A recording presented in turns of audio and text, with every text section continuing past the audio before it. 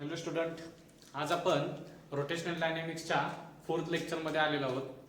आज आपण आता कालच्या म्हणजे 3rd लेक्चरमध्ये आपण काय पाहिलं होतं, तर तुमचं एखादं व्हेकल हॉरिझॉन्टल बँककडं किंवा सुरुवातीला आपण अनबँककडे घेतलं होतं. रस्ता जर अनबँकड असेल आणि त्याच्यावरून जर तुमचं व्हेकल मूव्ह होत असेल तर त्याचं मॅक्झिमम सेफ्टी स्पीड किती असतं, तर ते इक्वेशन किती आलं होतं आपलं, तर v is equal to √μs/g. म्हणजेच काय, तर मॅक्झिमम सेफ्टी स्पीड किती असतं, म्यूएस म्हणजेच कोण, coefficient of static friction, R म्हणजे कोण, तर त्या असणाऱ्या रोडचा रेडियस ऑफ कर्वेचर, आणि जी म्हणजे कोण, ऍक्सलरेशन ड्यू टू ग्रॅव्हिटी. हे मॅक्झिमम सेफ्टी स्पीड काय होतं, तर व्हेकलच्या मास वरती इंडिपेंडेंट होतं. म्हणजे तुम्ही लहान एखादं व्हेकल घेऊन जावा किंवा मोठं व्हेकल घेऊन जावा, त्याचा काही आपल्याला फारसा फरक पडत नाही, कारण मास ऑफ व्हेकल वरती काय व्हॅल्यू इंडिपेंडेंट आहे. आता पुढं आर म्हणजे रेडियस ऑफ कर्वेचर. आता एकदा का रस्ता बनवला म्हणजे जर रस्ता एकदा कन्स्ट्रक्ट केला तर रेडियस काय शक्यतो कधी चेंज होत नाही, आणि जी म्हणजे कोण, ऍक्सलरेशन ड्यू टू ग्रॅव्हिटी. आता अर्थच्या सरफेस वरती आपण ऍक्सलरेशन ड्यू टू ग्रॅव्हिटी सगळीकडे काय मानतो, कॉन्स्टंट मानतो. मग राहिला प्रश्न कोणाचा, तर ह्या म्यूएसचा. मग म्यूएस म्हणजे कोण आहे, तर कोएफिशियंट ऑफ स्टॅटिक फ्रिक्शन आहे. म्हणजेच काय, तर ज्या वेळेला व्हेकल सर्क्युलर मोशन परफॉर्म करत असेल त्यावेळेला हा म्यूएस म्हणजेच कोण, तर आपला कोएफिशियंट ऑफ स्टॅटिक फ्रिक्शन म्हणजेच फ्रिक्शन आपल्याला काय प्रोव्हाइड करतं, तर सेंट्रीपिटल फोर्स. कोण प्रोव्हाइड करत असतं, सर्क्युलर मोशन परफॉर्म करण्यासाठी आपल्याला जो सेंट्रीपिटल फोर्स पाहिजे तो सेंट्रीपिटल फोर्स कोण देतं, तर फोर्स ऑफ फ्रिक्शन. कोण प्रोव्हाइड करतं आपल्याला, फोर्स ऑफ फ्रिक्शन. म्हणजेच आपला हे मॅक्झिमम सेफ्टी स्पीड कोणावरती अवलंबून आहे, तर ह्या म्यूएस वरती. आता फोर्स ऑफ फ्रिक्शन किंवा हा जो म्यूएस आहे हा एकसारखा राहत नाही, कंडिशन नुसार हा काय होत असतो, सारखा चेंज होत असतो. जर समजा एखाद्या रोडवरती ऑइल सांडलं किंवा पाणी सांडलं किंवा एखादा लिक्विड मधला एखादा पदार्थ सांडला असेल तर तिथं फ्रिक्शन काय होतं, कमी होतं. मग फ्रिक्शन कमी झालं तर तुमच्या व्हेकलला सेंट्रीपिटल फोर्स मिळणार नाही, म्हणजेच तो सर्क्युलर मोशन परफॉर्म करू शकणार नाही. मग आता आपण काय करूया, तर एखादा रस्ता युनिफॉर्म नसतो, म्हणजेच काय, काही ठिकाणी तो स्मूथ असतो, काही ठिकाणी रफ अँड टफ असतो, परत स्मूथ बनतो, परत रफ अँड टफ बनतो. म्हणजेच हा म्यूएस एकसारखा राहत नाही, तर सारखी व्हॅल्यू काय होते, चेंज होत असते. त्यामुळे आपल्याला म्यूएस वरती अवलंबून राहून चालत नाही. मग त्याच्यासाठी काय करतो, तर आपण एक प्रोसेस डिराईव्ह केलेली आहे किंवा रस्त्यासाठी एक प्रोसेस करतो. ती प्रोसेसचं नाव असतं बँकिंग ऑफ रोड. कोणती प्रोसेस आहे, तर बँकिंग ऑफ रोड. मग banking of road he process काय असते बघा, तर तुमच्याकडे जो रोड सरफेस आहे त्या रोड सरफेसला काय करायचं, हा हॉरिझॉन्टल सरफेस ऑफ रोड आहे, हॉरिझॉन्टल रोड सरफेस. हा हॉरिझॉन्टल सरफेस, त्याच्यामध्ये जे आउटर एज आहे म्हणजे बाहेरची जी बाजू आहे ती बाहेरची बाजू काय करायची, थोडीफार रेज करायची म्हणजे वाढवायची बाय सर्टन हाईट एच, म्हणजे थोडीफार ती उचलायची एका बाजूने. मग उचलल्यानंतर हा तुम्हाला दिसणारा रस्ता असा तिरकस दिसतो. म्हणजेच काय, तर ह्या रोडवरती इलेव्हेशन होतं, तुम्हाला दिसणारा हा सरफेस असतो. मग इथं काहीतरी अँगल तयार होतो थीटा, याला नाव असतं अँगल ऑफ बँकिंग. काय नाव असतं याला, अँगल ऑफ बँकिंग. मग बँकिंग ऑफ रोड मध्ये काय करतो आपण, तर रोडचे आउटर एज वाढवतो बाय सर्टन अँगल. जो अँगल प्रोड्यूस होतो त्याला काय म्हणायचं, अँगल ऑफ बँकिंग. ही जी प्रोसेस आहे हिचं नाव काय असतं, बँकिंग ऑफ रोड. कशासाठी वापरले आपण, तर आपल्या व्हेकलला सेंट्रीपिटल फोर्स मिळण्यासाठी. आता सेंट्रीपिटल फोर्स काय कुणापासून मिळत होता, फोर्स ऑफ फ्रिक्शन पासून. पण फोर्स ऑफ फ्रिक्शन कंडिशन नुसार बदलतो, म्हणजे तो रिलायबल राहत नाही, तर त्याची व्हॅल्यू सारखी काय होत असते, चेंज होत असते.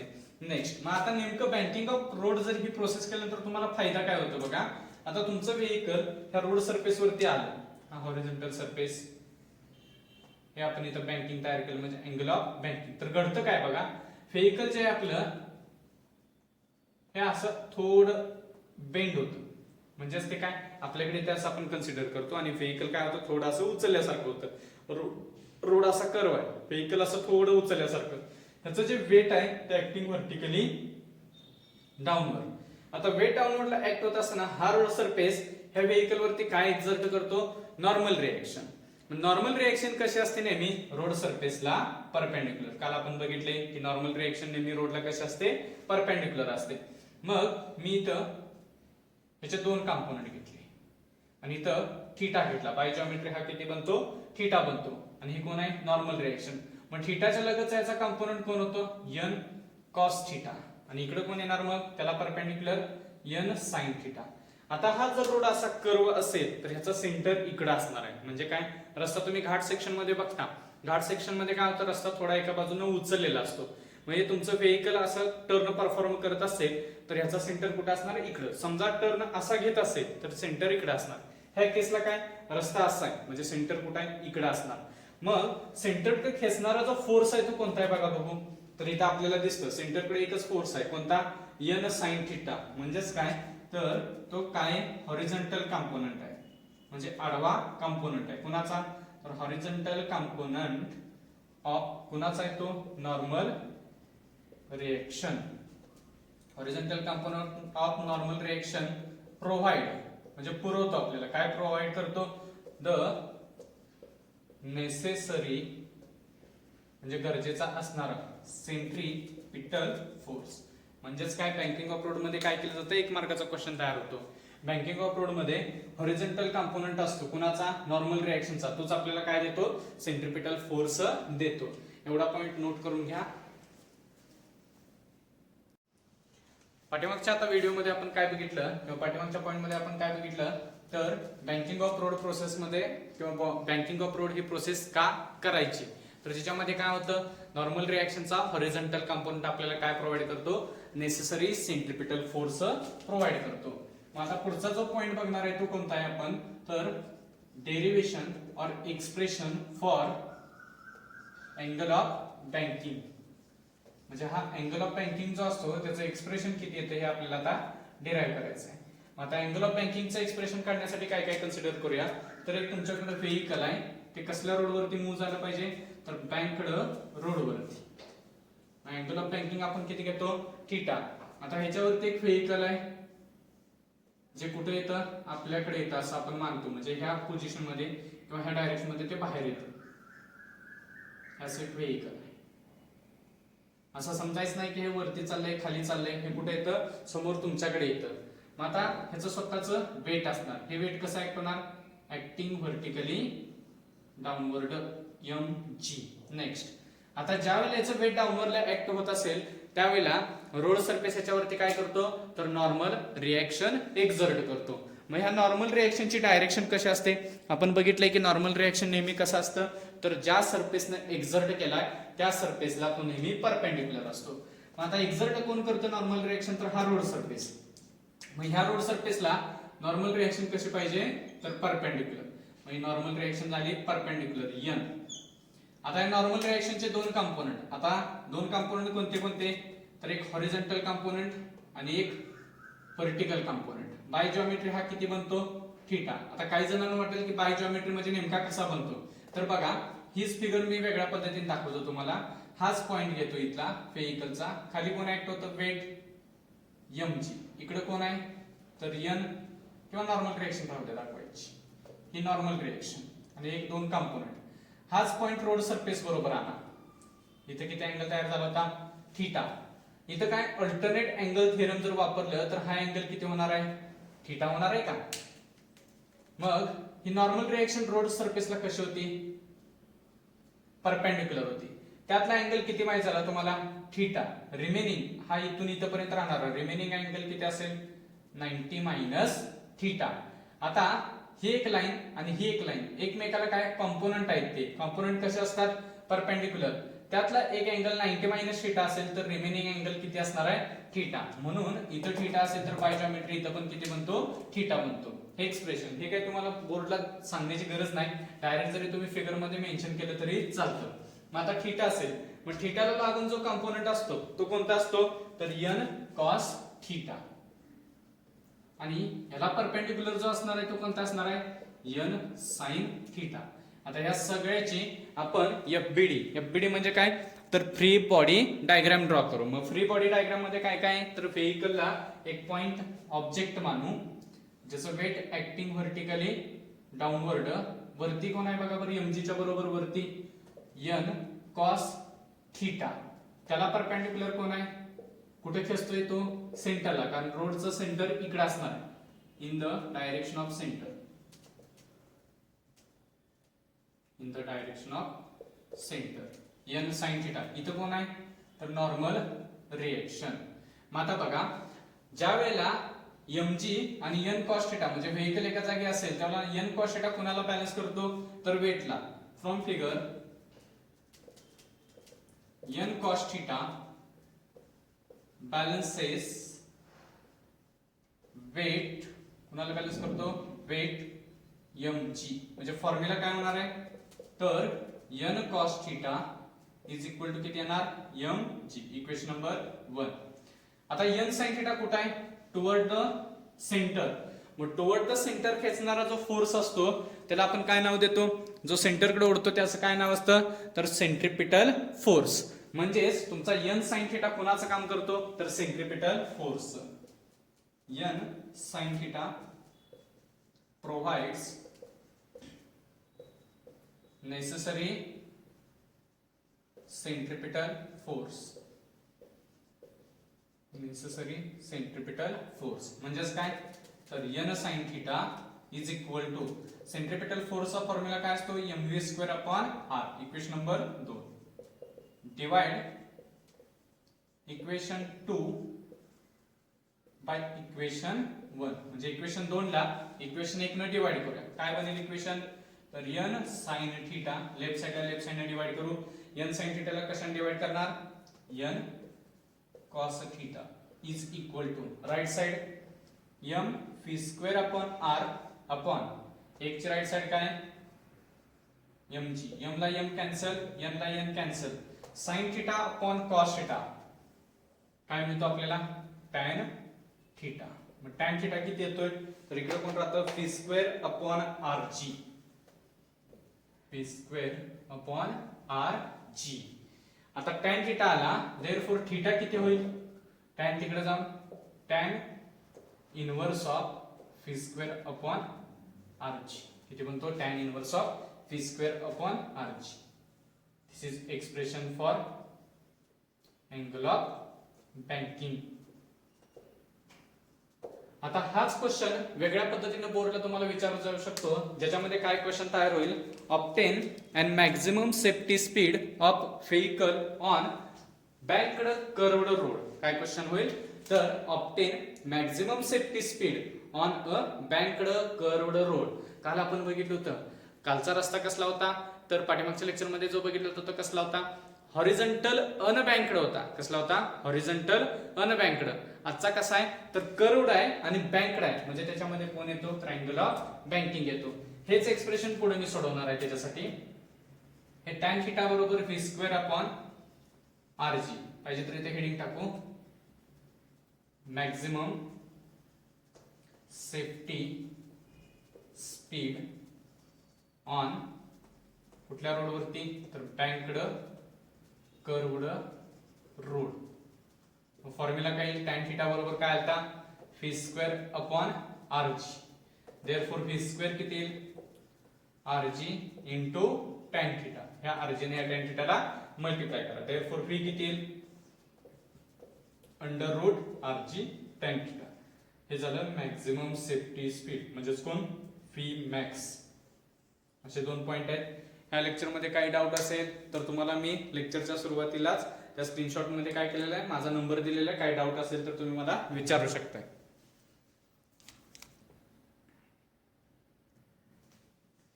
थोडं इथं हा पॉइंट तुम्हाला दिसत नव्हता बघा थोडं एक्सप्लेन करतो. हा काय होता तर n sin थिटा कुठे खेचतो toward the centre of circle. म्हणजे n sin थिटा काय प्रोव्हाइड करतो necessary centripetal force.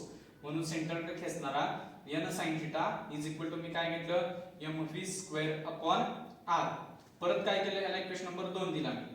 Divide equation 2 by equation 1. म्हणून इक्वेशन 2 च्या लेफ्ट साइडला इक्वेशन 1 च्या लेफ्ट साइडने डिवाइड केलं n sin theta upon n cos theta is equal to equation 2 ची राइट साइड काय होती mv square upon r divide by equation 1 ची राइट साइड काय होती mg. म्हणून फॉर्म्युला काय आला mv square upon r upon mg. m get cancel n get cancel. sin theta upon cos theta काय बनतो tan थिटा. इकडे काय राहतं v स्क्वेअर हा r डिवाइड येतो इथं आणि काय फॉर्म्युला बनतो v स्क्वेअर अपॉन rg. म्हणून थिटा tan तिकडे गेल्यावरती काय होतं tan inverse angle of banking. हेच इक्वेशन कसं येतं म्हणून मी सांगितले तुम्हाला, मॅक्झिमम सेफ्टी स्पीड म्हणून सुद्धा विचारलं जातं. Maximum safety speed on banked curved road हाच फॉर्म्युला पुढे एक्सटेंड केला. tan θ बरोबर v square upon rg, rg divide इकडे येऊन tan θ ला मल्टिप्लाय झाला आणि फॉर्म्युला काय बनला v स्क्वेअर rg tan θ. आता v स्क्वेअर आला, आपल्याला v पाहिजे म्हणून मी काय घेतलं, दोन्ही बाजूचं रूट घेतलं. तर ज्या पद्धतीने आपण एखाद्या 4 व्हीलर साठी banking of road he process घडवली, तशी म्हणजे अँगल ऑफ बँकिंग जसा काढला तसंच एखादी 2 व्हीलर जर असेल तर त्या 2 व्हीलरला बँकिंग ऑफ रोड असेल किंवा नसेल किंवा कशा पद्धतीने तो मोशन परफॉर्म करतो.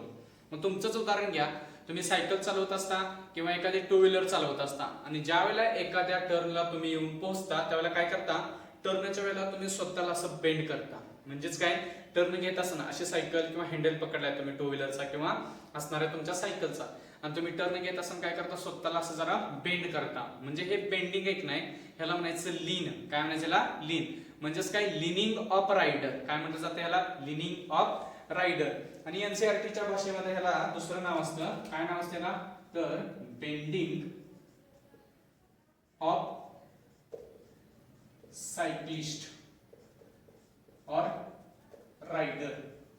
म्हणजेच काय, तर एखादी व्यक्ती एखाद्या सायकल वरती असेल किंवा 2 व्हीलर वरती असेल आणि ती काय होते, तर टर्न आल्यानंतर स्वतःला बेंड करते. आता ती बेंड का करते, म्हणजेच काय, एखादा व्हेइकलच्या वेळेला टर्न परफॉर्म करत असेल, समजा हा रस्ता आहे, हा असा इकडून टर्न आहे आणि हा टर्न त्याला परफॉर्म करायचा आहे.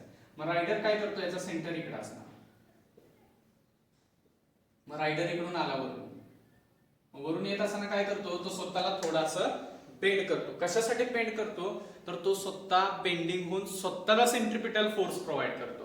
म्हणजे तो फ्रिक्शन वगैरे आपण जास्त विचार करत नाही. तर तो जो सायकलवाला आहे, तो सायकलवाला काय करतो, स्वतःला आतमध्ये किंवा 2 व्हीलरवाला आहे तो स्वतःलाच असं बेंड करून काय प्रोव्हाइड करतो, सेंट्रिपिटल फोर्स. मग एक व्हेइकल किंवा एक सायकल अशी कन्सिडर करू की तो जी सायकल घेऊन तो येणार आहे व्यक्ती, ही ती सायकल आहे आणि त्याने काय केलं, स्वतःला बेंड केले. मग रोडच्या कॉन्टॅक्ट मध्ये आल्यानंतर ह्याचं स्वतःच एक वेट असणार. जे वेट कसं ऍक्ट होतं, नेहमी व्हर्टिकली डाऊनवर्ड. काय लक्षात ठेवा, वेट नेहमी कसं ऍक्ट होतं, व्हर्टिकली डाऊनवर्ड. आता जर तुमची व्हेइकल, म्हणजे समजा हे असं व्हेइकल आहे आणि हा रोड सरफेस आणि हे व्हेइकल आहे, हे असं उभं असेल तर नॉर्मल रिएक्शन बरोबर रोड सरफेसला कशा असणार, परपेंडिक्युलर. पण तुम्ही आता सायकल अशी तिरकी केली म्हणजे नॉर्मल रिएक्शन पण काय होणार, थोडी तिरकी होते. समजून घ्या, हा रस्ता आहे, तुम्ही असं सायकल घेऊन उभा राहिला तर नॉर्मल रिएक्शन आणि रोड मध्ये किती अँगल असतो, 90 डिग्री. पण तुम्ही सायकल बेंड केल्यामुळे नॉर्मल रिएक्शन पण काय झाली, थोडी बेंड झाली. नॉर्मल रिएक्शन दाखवू आपण, ही नॉर्मल रिएक्शन. म्हणजेच काय, सायकलिस्ट त्याच्या मेन पोझिशन पासून व्हर्टिकल, ही त्याची व्हर्टिकल पोझिशन, त्याच्यापासून थोडा काय झालाय, बेंड झाला. ह्याला म्हणायचं अँगल ऑफ बेंडिंग. ह्याला काय नाव असतं, अँगल ऑफ बेंडिंग और लिनिंग सुद्धा नाव असते याला, अँगल ऑफ बेंडिंग किंवा लिनिंग. आता बघा, इकडे जर थीटा असेल तर हा कंपोनेंट कोणता असणार, नॉर्मल रिएक्शनचा कोणता कंपोनेंट असेल, n cos थीटा. आणि इकडे कोण असणार, सेंट्रोइड को ओढणारा n sin थीटा. म्हणजेच काय झालं बघा, एक सायकलवाला एका टर्न परफॉर्म करत असताना त्याची नॉर्मल रिएक्शन, त्याचे असणारे कंपोनेंट्स आपण दाखवलेले आहेत. आता पुढे जाऊन बघू की ह्याच्यातला कोण कोणाला बॅलन्स करतो. आता जो तुमचं वेट आहे ती कुठे ऍक्ट होते, व्हर्टिकली डाऊनवर्डला. मग वेटला बॅलन्स करणारा कंपोनेंट कोण आहे, n cos थीटा. म्हणजेच मी काय लिहू शकतो, n cos थीटा बॅलन्सेस. कुणाला बॅलन्स करतो, वेट mg. म्हणजे काय फॉर्म्युला तयार होणार आहे, तर n cos theta is equal to काय येईल, mg. Equation number 1. दुसरं, आता इकडे सेंटरकडे खेचणारा फोर्स कोण आहे, n sin थीटा. म्हणजेच काय लिहू शकतो आपण, n sin थीटा प्रोव्हाइड, काय प्रोव्हाइड करतो, नेसेसरी सेंट्रिपिटल फोर्स. काय प्रोव्हाइड करतो, नेसेसरी सेंट्रिपिटल फोर्स. म्हणजेच n sin theta equal to centripetal फोर्सचा फॉर्म्युला काय असतो, mv square upon r. Equation number 2. परत मग सारखीच process, divide equation 2 by equation 1. Equation 2 ला इक्वेशन 1 न डिवाइड करू. काय होणार मग, n sin theta upon n cos theta is equal to m v square upon r upon mg. मग सारखीच प्रोसेस आहे, n ला n गेलं आता काय, मग sin theta upon cos theta equal to tan theta is equal to v square upon rg. मग बेंडिंगचा अँगल किती मिळाला, तर tan inverse of v square upon rg. हा झाला काय, अँगल ऑफ बेंडिंग किंवा बेंडिंग ऑफ सायकलिस्ट किंवा याला लिनिंग ऑफ सायकलिस्ट असं म्हटलं जातं. पॉइंट नोट करून घ्या.